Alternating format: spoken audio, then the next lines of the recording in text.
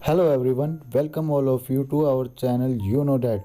I hope you all are fine. So let's talk about today's topic. You have already seen it on the thumbnail. Today lecture about section 498A of Indian Penal Code. Nowadays you must have seen in our society that there are many cases of cruelty against women.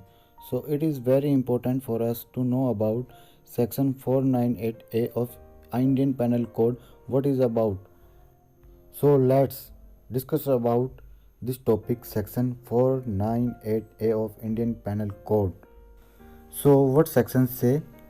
Husband or relative of husband of a woman subjecting her to cruelty.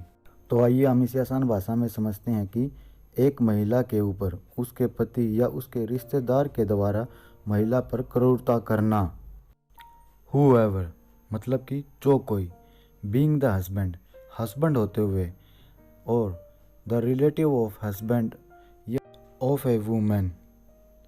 इसका मतलब यह हुआ कि पति का रिश्तेदार होते हुए भी subjects such women to cruelty, यानी कि उस महिला पर क्रूरता करना यानी क्रूरटी करना, शैल बी पनिश्ड, उसको पनिश्ड किया जाएगा with imprisonment for a term which में एक्सटेंड टू 3 ईयर, उसको दंड दिया जाएगा जो कि 3 साल का होगा। And shall also be liable to fine, तथा उसे जुर्माने का भी दंड दिया जाएगा। Explanation for the purpose of this section cruelty means, इस सेक्शन का उद्देश्य है क्रूरटी क्या है यह बताना है। 1. एनी विलफुल कंडक्ट, कोई भी ऐसा आचरण करना which is of such A nature, जो ऐसी प्रकृति का हो, एज इज लाइकली, जो यह संभावित हो सके, to drive the women to commit suicide. इसका मतलब यह हुआ कि महिला आत्महत्या कर सकती है, और टू कॉज ग्रेव इंजरी, तथा महिला गंभीर चोट पहुंचा सकती है, और डेंजर टू लाइफ मतलब कि उसकी ज़िंदगी खतरे में, लिम्ब और हेल्थ मतलब कि अंग पर या उसके स्वास्थ्य पर, वेदर मेंटल और फिजिकली, जो मानसिक तथा शारीरिक हो सकता है, ऑफ द वुमेन पर। Calls B harassment of women where such harassment is with a view to coercing her or any person related to her to meet any unlawful demand for any property or valuable security or his own amount of failure by her or any person related to her to meet such demand। इसका simple मतलब यह हुआ कि किसी स्त्री को तंग करना जहां उसे या उससे संबंधित किसी व्यक्ति को किसी संपत्ति या वैल्यूएबल सिक्योरिटी के लिए किसी अनलॉफुल डिमांड को पूरी करने के लिए पीड़ित करने, या उसके अथवा उससे संबंधित किसी व्यक्ति के ऐसे मांग पूरी करने में असफल रहने के कारण से उस महिला को तंग करना। आइए जानते हैं इस सेक्शन को आईपीसी में कब इंट्रोड्यूस किया गया। इस सेक्शन को आईपीसी में एक्ट 46 ऑफ 1983 को क्रिमिनल लॉ अमेंडमेंट एक्ट 1983 में के अकॉर्डिंग जोड़ा गया, जो कि दहेज हत्या के खतरे से निपटने के लिए इस सेक्शन को आईपीसी में जोड़ा गया। By the same act 46 of 1983 criminal law amendment act 1983 में एक और section 113A added to Indian Evidence Act 1872 to arise a presumption regarding abetment of suicide by a married woman। इसका मतलब यह है कि विवाहित द्वारा आत्महत्या के लिए उकसाने के संबंध में एक और section 113A Indian evidence act में जोड़ा गया। इसमें हमारे पास एक केस है, श्वेता वर्सेस स्टेट 2009 6 SCC 757। इसमें 498A के इंग्रेडिएंट्स बताए गए हैं, जो कि हैं a woman must be married, एक महिला है वह विवाहित होनी चाहिए। Second, she must be subjected to cruelty और हरासमेंट, वह उस महिला पर क्रूरता व हरासमेंट यानी तंगकरी होनी चाहिए। और सच क्रूरटी और harassment must have been so either by husband of the woman और by the relative of her husband. इसका मतलब यह है कि जो क्रूरता है या तो उसके पति द्वारा की गई हो या पति के रिश्तेदारों द्वारा की गई हो। आइए कंसेप्ट ऑफ क्रूरटी के बारे में जानते हैं। Concept of cruelty person to person different हो सकती है और उस व्यक्ति की सामाजिक और आर्थिक स्थिति पर भी निर्भर कर सकती है। सुप्रीम कोर्ट ने भी माना है कि जो अपराधी का जो उद्देश्य होता है क्रूरता और शारीरिक फिजिकल होना जरूरी नहीं है। यहाँ तक कि जो मेंटल क्रूरटी है वो भी पर्सन टू पर्सन डिफरेंट हो सकती है। इसका मतलब यह है कि एक व्यक्ति के अंदर सहनशीलता बहुत अधिक है तथा वह पति द्वारा जो उत्पीड़न कर रहा है वह सहकर अपना घर बसाकर एक कोने में पड़ी रहती है, तथा दूसरी ओर एक ऐसी महिला होती है जो उस उत्पीड़न क्रूरटी के अगेंस्ट अपनी आवाज़ उठाती है तथा अपने हक के लिए लड़ाई करती है। तो ये पर्सन टू पर्सन डिफरेंट मान सकते हैं। सुप्रीम कोर्ट के समक्ष एक केस आया जिसमें एक लड़की की नई शादी हुई तथा उस लड़की की मौत जलने के कारण हो गई तथा परिस्थितियां न तो यह स्थापित कर रही थी कि वह हत्या है और न ही यह स्थापित कर रही थी कि यह सुसाइड है, और जिस कारण पति तथा पति के रिश्तेदार सेक्शन 300 एंड 306 ऑफ आईपीसी से बच गए, परंतु वे पकड़े गए। पकड़े जाने की वजह थी लड़की के फादर द्वारा लड़के वालों से एक लार्ज नंबर पर आर्टिकल वापस लिए गए जो कि सुप्रीम कोर्ट की नज़रों में आ गए। यह दर्शा रहा था कि लड़की वालों की तरफ से लड़के वालों को एक अत्यधिक अमाउंट दिया गया तथा जो कि लड़के वाले लड़की वालों के घर के ऊपर प्रेशर बना रहे थे कि हमें इतना प्रॉपर्टी और इतना धन चाहिए, जो कि सुप्रीम कोर्ट के समक्ष आया तथा इस सेक्शन के द्वारा उनको पनिश किया गया। In another case, a married woman committed suicide, burning herself after kerosene. In her dying declaration, she said that her husband used to beat her after taking liquid, and he used to borrow money for the villager for the purpose. Court said that this amounted to cruelty within meaning of this section, making accused liable to be punished. इसका अर्थ है कि एक विवाहित महिला ने अपने ऊपर kerosene डालकर आग लगा ली जिसके कारण उसकी मौत हो गई, और उसने आग डाइंग डिक्लेरेशन में कहा कि उसका पति शराब पीकर उसके साथ मारपीट करता था, गांव वालों से पैसे उधार लेकर शराब पीता था। कोर्ट ने यह कहा कि जो इस तरह की क्रूरटी है यह सेक्शन 498 में लाइबल होगी तथा उसको इस सेक्शन के अकॉर्डिंग सजा दी गई। मैंसरिया का कंसेप्ट क्या है डेथ ऑफ मैरिड वुमेन में?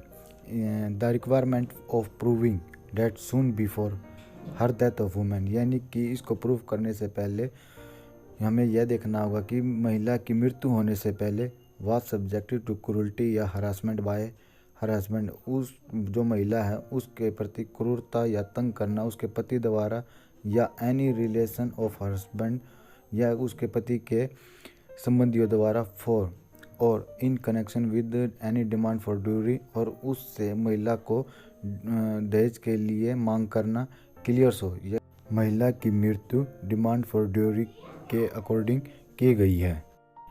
एक्टर सीरियस के अकॉर्डिंग सुप्रीम कोर्ट ने कहा कि केवल मृतक के पति के करीबी रिश्तेदार होने के आधार पर मृतक के ससुराल वालों को इस केस में नहीं रखा जाएगा। घटना में उनका कंट्रीब्यूशन होना भी जरूरी है। इस आधार पर उनको दोषी नहीं बनाया जाएगा कि वह मृतक के रिश्तेदार थे। तथा सुसाइड नोट से रिलेटिंग हमारे पास एक केस है Raj Rani versus state AIR 2000 supreme court 3559 में जो वाइफ थी, जो पत्नी थी, उसके सुसाइड नोट में उसके पति के खिलाफ किसी तरह के नशीले पदार्थ आदि होने का गंभीर आरोप लगाया गया और सास ससुर पर भी गंभीर आरोप लगाए गए थे, परंतु जो उसकी भाभी के खिलाफ जो गंभीर आरोप नहीं थे, लेकिन किसी भी मामले में किसी ठोस उदाहरण का उल्लेख नहीं किया गया था जिससे यह नहीं कहा जा सकता था कि यह क्रूरटी है। इसलिए आरोपी व्यक्तियों के खिलाफ कोई मामला नहीं बनता तथा उन्हें बरी किया गया था।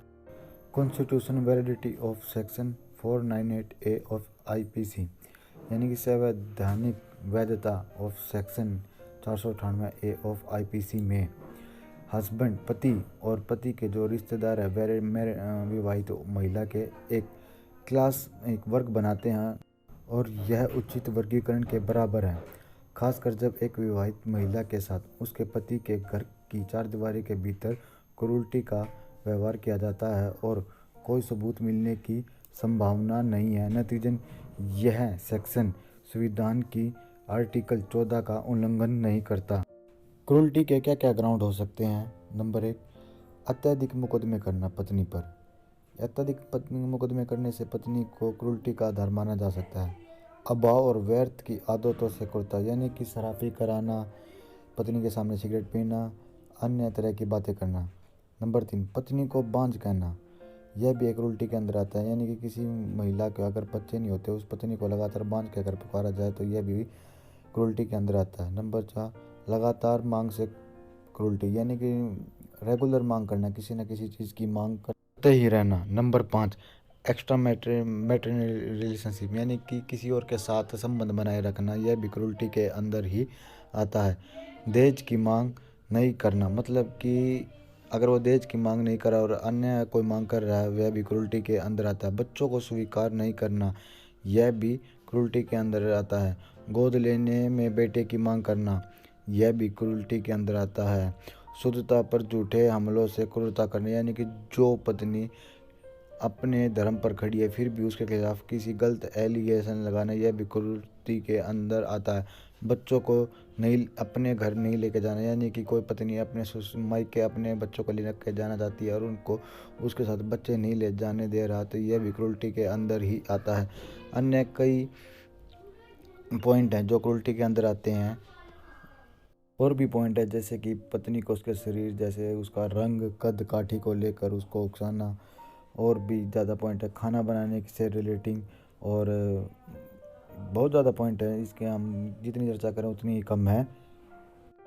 498A ऑफ IPC के अकॉर्डिंग में पुलिस एफआईआर कैसे करवा सकते हैं? जैसे कि किसी महिला के साथ कोई भी घटना घटती है, उसकी जानकारी जल्द से जल्द संबंधित पुलिस थाने क्षेत्र में देना चाहिए। यह जानकारी वह उस पुलिस थाने के क्षेत्र पर दे सकती है जहां पर उसका ससुराल है, या फिर उस जगह पर दे सकती है जहां पर उसका मायका है, या फिर वह उस जगह पर रह रही हो वहाँ पर भी दे सकती है। वहाँ के पुलिस थाने में उसकी जानकारी दे सकती है।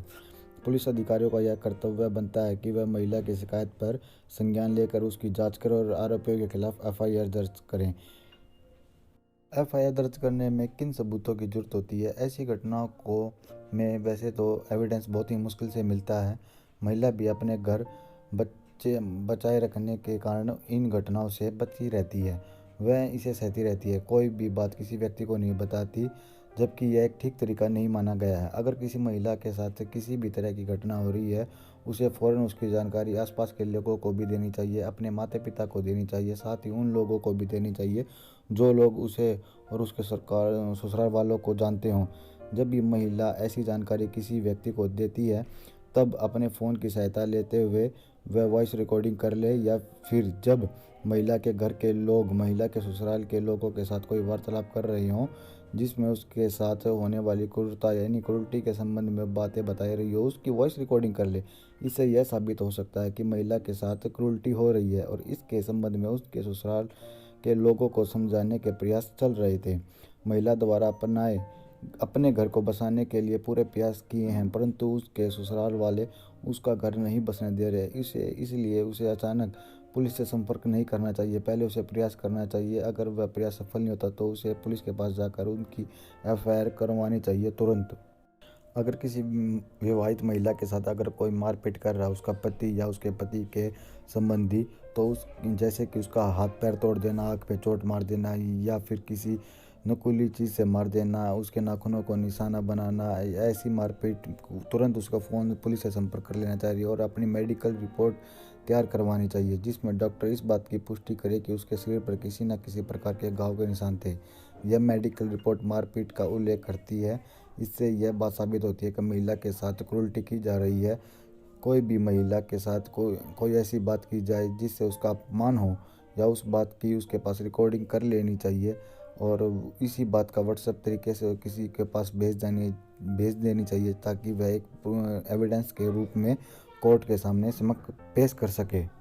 आज के हमारे समाज में दहेज की डिमांड करना एक बुरी बीमारी बन गई है। इसके कारण पता नहीं कितनी महिलाओं की मौत हो चुकी है, तथा हमें इसके खिलाफ आवाज़ कम नहीं करनी चाहिए, बल्कि हमें अपनी आवाज़ उठानी चाहिए, जिससे कि हम आने वाली नस्लों को सुधार सकें तथा आने वाली लड़कियों का जीवन भविष्य सुधार सकें। कभी भी किसी भी दहेज की मांग के खिलाफ आपको उनकी ज़रूरत पूरी नहीं करनी चाहिए तथा अपने हकों की लड़ाई लड़नी चाहिए।